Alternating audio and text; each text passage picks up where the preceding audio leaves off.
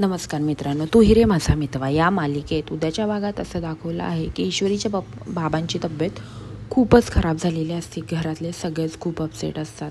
नम्रता, ईश्वरी, आत्या सगळेच खूप रडत असतात. आता ही बातमी आकाशला कळालेली असते की ईश्वरीच्या बाबांचा ॲक्सिडेंट झालेला आहे आणि त्यांना खूप लागलेला आहे.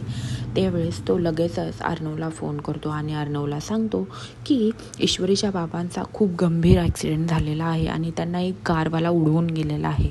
त्यांच्या डोक्याला खूप मार लागलेला आहे. त्यांची तब्येत खूपच नाजूक आहे आणि ते आत्ता ICUमध्ये आहेत. असं तो सगळं अर्णवला सांगत असतो. अर्णव हे सगळं ऐकून खूपच शॉक झालेला असतो. अर्णव म्हणतो, कसं काय झालं, कुणी केलं हे सगळं, असं सगळं अर्णव आकाशला प्रश्न विचारत असतो.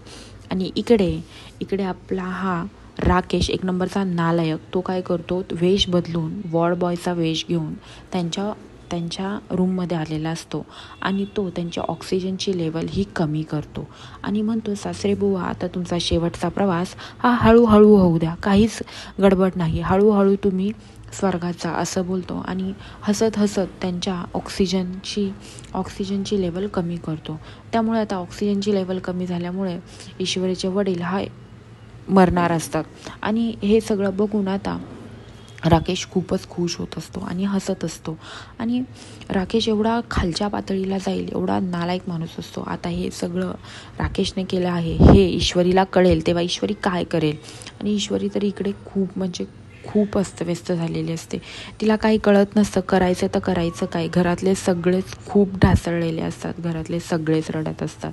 आता अर्णव हा घरातल्यांसमोर सांगतो की ईश्वरीच्या मिस सिंदूर यांच्या वडिलांचा ॲक्सिडेंट झालेला आहे आणि ते गंभीर जखमी झालेले आहेत, ते ICUमध्ये आहेत आणि मला तिकडं जायचं आहे. अर्णव तिकडे जायला निघतो तेव्हाच आजी मागणं म्हणते, चिंटू, तुला माझी शपथ आहे, तू हॉस्पिटलमध्ये जाणार नाहीस. असं बोलल्यानंतर अर्णव थांबतो आणि म्हणतो, आजी, तू अशी कशी बोलू शकतेस, तिच्यावर काय परिस्थिती आहे आणि तू मला अडवत आहेस. तू अशी का वागत आहेस, मला नाही आवडत आहे तुझं हे सगळं वागणं. तेव्हा आजी म्हणते, मी सांगते ना चिंटू, तू नाहीच जायचंस.